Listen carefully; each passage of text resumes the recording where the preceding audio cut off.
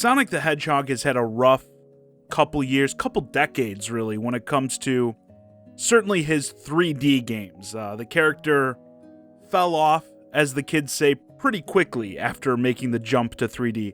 Now, I'm of the belief that certainly all the 3D Sonics haven't been bad.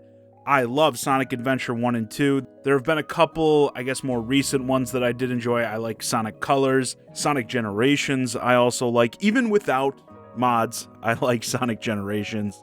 So yeah, there's been some bright spots, but overall, 3D has been a rough ride for the Blue Blur.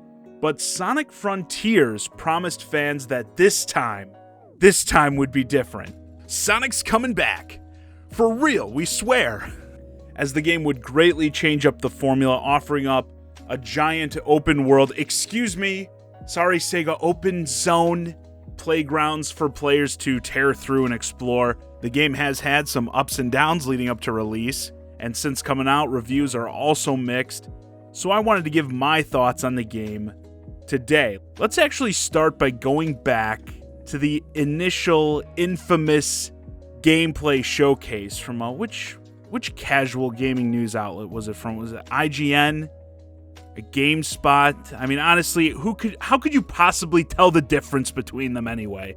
But yeah, one of these big outlets got to show the world our first look at gameplay for this title, and it didn't go over very well. The game itself looked really rough. The environment looked like Death Stranding if it was made for the PS3. There was an insane amount of pop-in, the combat animations looked terrible, and the gameplay, like what was happening, just didn't look very fun. It was pretty much universally slammed by people who saw it, and Sega definitely seemed to take notice of this as they quickly put out statements being like, hey, don't forget this is an early build, guys. The game's going to be totally different in a few months when it releases. And they also released some trailers that had more editing in that looked better. I will say, I thought the game, as time went on, continued to look better, but myself, I never strayed away from being in the camp that thought it definitely looked like it needed more work. I said a lot of the stuff they're doing seemed like damage control, and I really wanted to see the game get delayed so it could perhaps reach its full potential, and now that the game is out, I definitely still feel that way, but it did end up surprising me a bit as well. So let's talk about the game itself, the actual finished product. Let's first talk about the visuals. These open zones, I have mixed feelings about them. That's the nicest thing I'll say. The first one and the last one, I guess technically the last two, I thought looked okay. They've got sort of a forest vibe. Still not great. It's all too realistic. Like, even if these environments looked better, like the quality of them was better, it's all just too realistic for my taste for something like Sonic. I also said, as many others did when we first saw this stuff, it all sort of feels like when we see those fan-made, like, Unreal Engine tech demos, where it's like, oh, here's, Mario in 4K, and it's just Mario in this generic 4K environment, and he totally doesn't fit in it. That's what this feels like to me. And specifically the middle areas where they were like, one was a desert and the other one was a volcano, those especially being so barren just looked absolutely disgusting to me. The emptiness really brought out how bad these environments looked, in my opinion. And then you stack on top of it that obnoxious pop-in. It is still as prevalent, I think, in the final game as it was in that first showcase. I don't know if I've ever seen pop-in this bad, at least in a modern game. Like, I don't think I've seen anything like this in a long, long time. I mean, we're talking shit just spawning in all over the place, on the ground, in the sky, sometimes right in front of you. It's super distracting, especially when you've got, like, up in the sky a long track that, it's for you to go up there and run on, but it's like you're on the ground and you just see this long track as you're running, just pop, pop, pop, pop, pop, every piece of it popping in.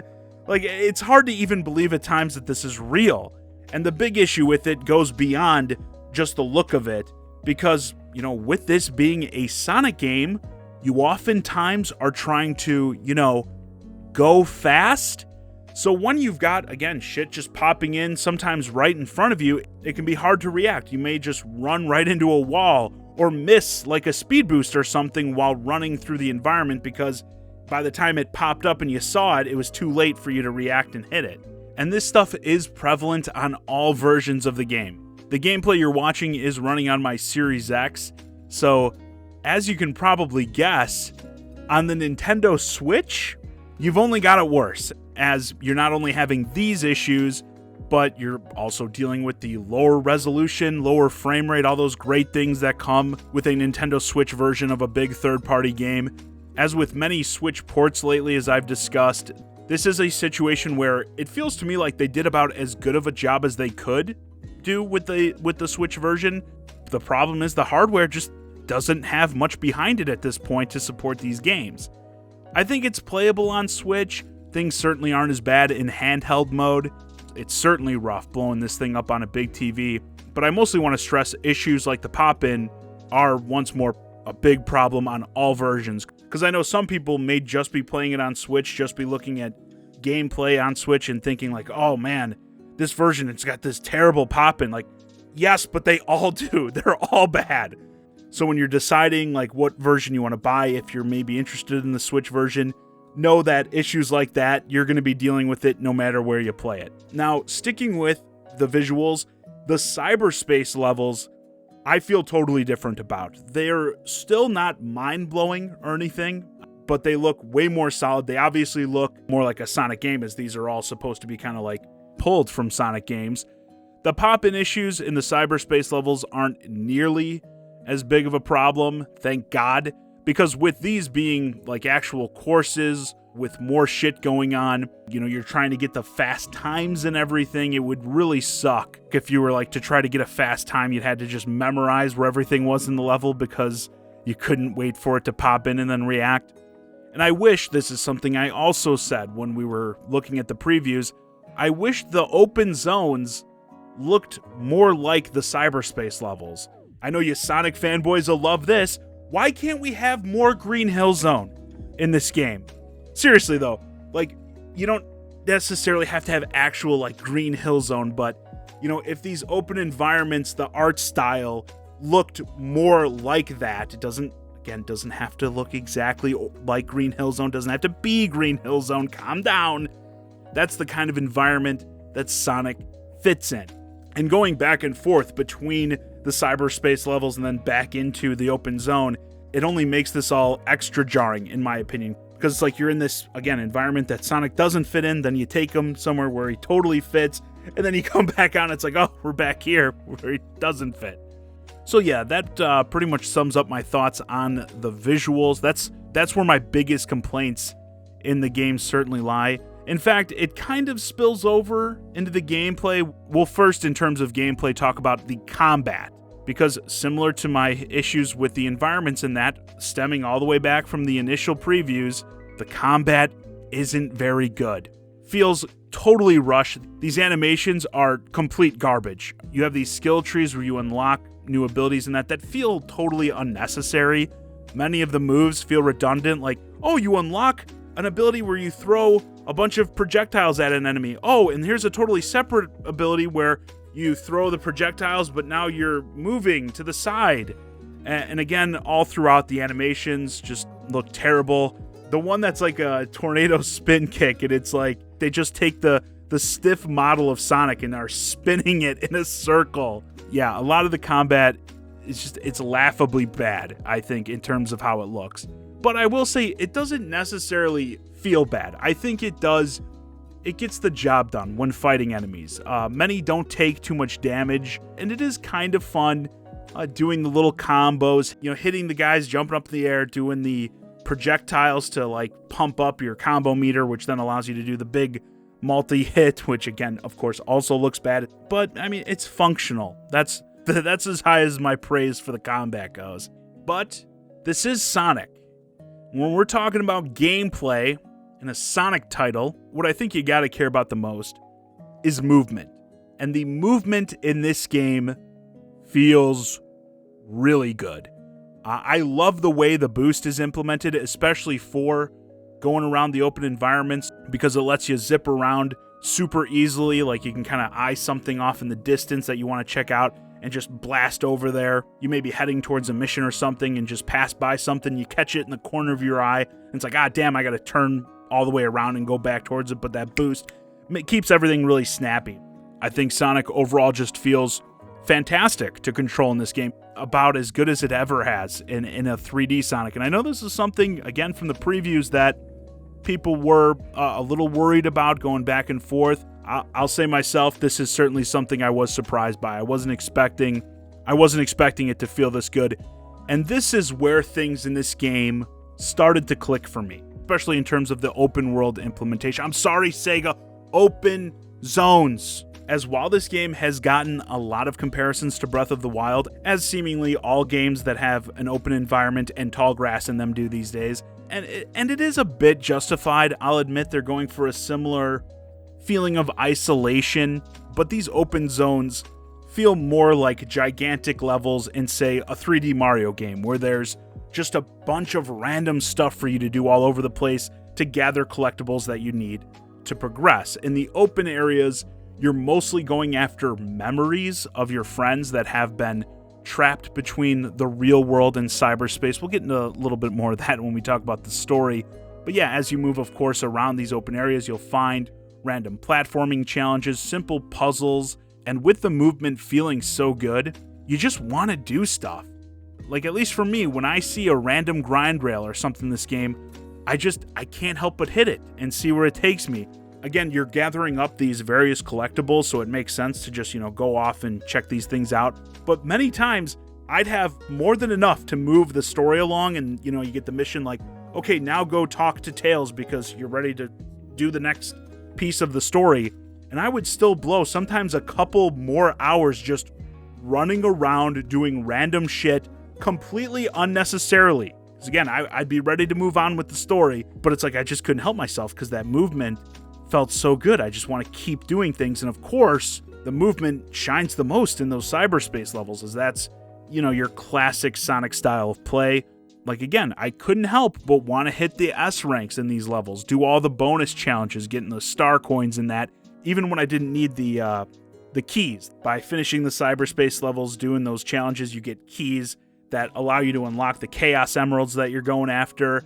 And similar to the open world stuff, even when I didn't need more keys, I just felt compelled to keep doing this stuff because it felt so good. It was so fun. And many of these levels seem designed with lots of clever little strategies that will help you shave down your time, and you want to keep replaying them or unlocking more and checking them out even when you don't have to, because they're so fun. I don't know what the average time is to beat this game, but it took me well over 20 hours, probably closer to 25, just because I got so caught up doing random bullshit. And the movement, I'll even say, kind of rescues the weak combat, as a lot of the fighting, certainly the tougher enemies you fight, still has a lot to do with movement. It's not just about like running up and hitting crazy combos. You oftentimes have to use this like ring maneuver where you draw a circle around them that opens them up for attacks, but you're also got to dodge and not be getting hit while that happens. And there are a lot of fun, varied enemies to fight as well. My favorite mini boss type battles are where you'd have these like flying enemies that would be leaving behind these trails that you jump on and have to run to catch up to the front where you can hit them. All the while they're throwing projectiles and shit back at you that you got to dodge. There were some that do like a grind rail, so it's like you're on this grind rail but also flying sort of behind this enemy all over the big open environments. That kind of stuff was actually some really cool visuals. So even though I don't really like the straight up combat, like how you hit guys in that, the movement and how it's emphasized still in the combat helps lift that up quite a bit. And speaking of boss battles, you have some awesome main boss battles in this game. As I said, you're going around the islands gathering up the Chaos Emeralds. Of course, you turn into Super Sonic to fight these giant robot enemies in over-the-top anime-esque battles, I would say. You still sadly use some of those bad combat animations, which is the only thing I would say holds those big boss fights back, but there's also unique stuff happening during them. Still totally loved them. You have one of these big boss fights at the end of each of the islands that you go through, and I'll say any one of those boss fights would have worked as a final boss fight for a game like this. And it's like, again, going into this, like how it's almost like an anime style-esque fight with how over the top it is. You've basically got multiple end game boss worthy fights in this game, which of course means the final one just gets, again, I'm not going to spoil it or anything, but it gets massively over the top. So while I've got a lot of problems with these core elements of the game, there's a lot about it that I like too. And let's go into the story a little bit. As I alluded to, Sonic and his friends are in search of the Chaos Emeralds on these Starfall Islands, but they get sucked into a wormhole which sends them into this cyberspace world where Sonic is able to escape, but his pals are sort of trapped between the real world and the cyberspace one, and Sonic needs to figure out how to bring them back. They also come upon this race of little stony boys who inhabit the islands who are they're just so cute and awesome, and they learn more about their history as they explore the islands. All the while, the crew is being monitored by this mysterious AI called Sage that is working in some way with, of course, Dr. Robotnik. And there's a huge emphasis on history here. As I mentioned, you're learning the whole story of the Coco, the little stony boys, as well as you're collecting the memories of your friends, and there's a lot of reflection on past events, references to all sorts of Sonic games. And you kind of get a sense that while there isn't like much character development in this game for the main cast, that the Sonic team wants to do some development, take these characters perhaps in some new, interesting directions. Certainly by the game's end, it seems like they may be wanting to do some new things with them, especially with Robotnik. And it's for that reason that while, a Sonic game was never going to win like best narrative or anything, I think this is one of the more interesting Sonic stories. And I do hope that wherever the Sonic games go from here, that the next game is a direct continuation of this, because I do want to see what they do with that stuff. And if we want to move into a category where I do believe this game deserves some awards, some recognition, I was actually, at the time of this recording, the Game Awards nominees just came out, and I'm kind of salty that Sonic Frontiers wasn't nominated for this, and I'm being serious. I think it deserved it. The music in this game is outstanding, I think. You've got the more chill, soothing tones when you're just running around the open zones, kind of reminiscent of Breath of the Wild again. Some really nice bops in some of those cyberspace levels, to the point where that was another reason why I found myself replaying a lot of those levels over and over just to listen to some of those tracks. And you've got some super intense boss fight music for those big boss battles. So you've got some fantastic music that runs the gamut. It's extremely varied.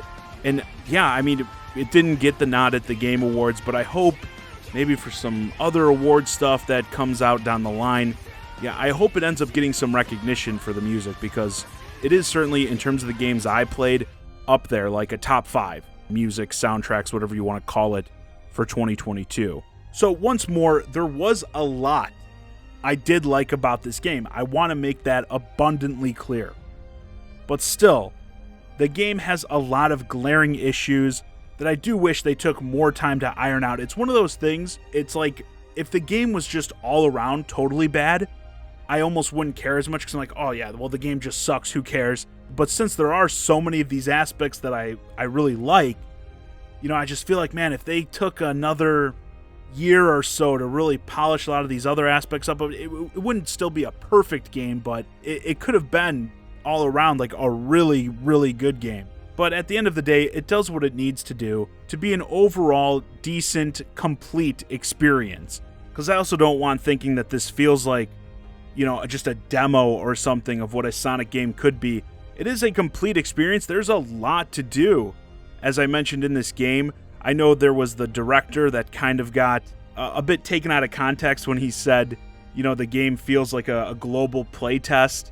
And people were saying, yeah, see, look at it, it's like a glorified demo. But really what he meant was that they're listening, and I hope that they are listening to the feedback here, because I do think the groundwork has been laid for something great. In terms of whether or not people should buy this game, I wouldn't pay $60 for it.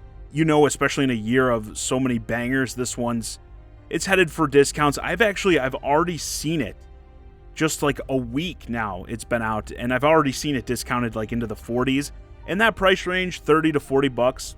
I think if you're looking at this stuff, if you're aware of what the issues are, but you think it still looks fun, I think it'll be worth your time to check it out. That's what I think, at least for the average person. But for the hardcore Sonic fans, on the flip side, I also want to say that I totally get where you're coming from. A lot of you guys are hyping this game to the moon. It's your game of the year, game of the decade, whatever. I understand when you're suffering through a lot of the 3D Sonics that have come out in recent years, you get a game like this put out there that it's pretty good. You know, you're going to be really excited about it, and there's nothing wrong with that either. I still think while this isn't like the return to form I would like to see for Sonic, I think this is the game fans really needed at this point. Especially when we look at the future, where we could build from here, I do think it's something to be excited about. But yeah, in terms of this idea of like, oh, Sonic's back, even though overall I did like the game, I'm not in that camp at all. For me, as somebody who grew up in the 90s when Sonic was legit peak, like not the meme like, oh, Sonic's peak. No, he was at the peak. Him and Mario were at the tip top of the mountain. For him to be back, that's where he needs to be. I'm not saying Sega needs to, come out with a new system or something with him as the mascot, but Sonic games, I think, need to be comparable to Mario games. And if we're being serious, this game it's nowhere near something like a Mario Odyssey. I know there was that drama with the user review scores. All the Sonic fans are going up there giving it 10s and really jacking up that score, and then Donkey did his video calling that out, and there's all this drama and people on both sides. Donkey himself is crying about it now. But I think if we were being honest, you can't compare legitimately this game to Mario Odyssey and be like, oh yeah, they're like neck and neck or anything like that. But it is what I'd like to see. And I do think if they stick with this formula, you could build this into something that is comparable. I could very well see if they iron out a lot of these glaring issues, further improve on the stuff that's already good, I could see a Sonic Frontiers 2 being a legit competitor to a Mario Odyssey 2, and I would love to see that, especially with both of these characters making the jump to the silver screen now, and in there we kind of almost have the flip situation where the Sonic movies have proven themselves as really fun, great video game adaptations, and the Mario movie is set to come out. Hopefully it's good. I really hope it is good. But yeah, if we could get these guys kind of neck and neck in both of these arenas, you could almost argue that they could become bigger rivals than they even were in the past. We're not quite there yet, but more so than ever right now, I can actually see that being a possibility in the future. And again, I think it's super exciting. Anyway, with that, this video's a wrap. Let me know your thoughts on Sonic Frontiers in the comments. Are you currently playing the game? Are you enjoying it? Do you wish it would have been delayed to polish it up more? Do you feel like Sonic is back? As always, I'm the Shy Guy, Johnny Zakari, and thanks for watching.